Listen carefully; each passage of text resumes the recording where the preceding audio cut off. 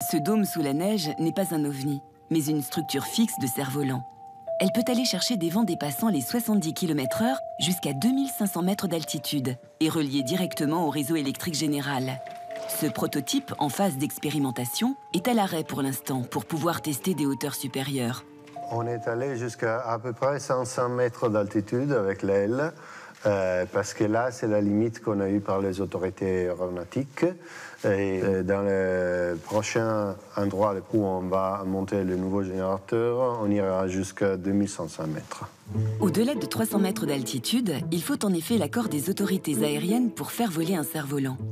Les ingénieurs italiens ont donc trouvé un autre site dans le sud de l'Italie pour installer leur prototype. Voici à quoi ressemblera le système finalisé en simulation 3D. La structure fixée au sol pourra supporter la force des vents qu'elle ira chercher à 2500 mètres d'altitude. Ce projet fonctionne également avec un treuil en cycle yo-yo et alimentera directement le réseau électrique général. Avec ce système qui a une puissance de 3 MW, on pourrait produire l'énergie nécessaire pour environ 10 000 foyers. Et disons que l'énergie produite par un seul de ces générateurs correspond à peu près à 4 fois l'énergie produite par une éolienne de même puissance. Les ingénieurs italiens continuent de tester la résistance et la performance de leur matériel. Car l'objectif technologique dans quelques années, c'est ce carrousel.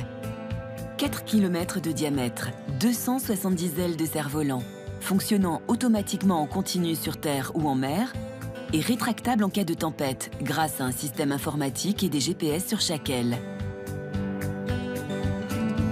On pourrait produire l'énergie produite par 5 centrales nucléaires avec un coût du système beaucoup moins cher parce qu'on parle de 1,5 milliard contre, disons, environ 20-25 milliards pour la construction de 5 centrales nucléaires.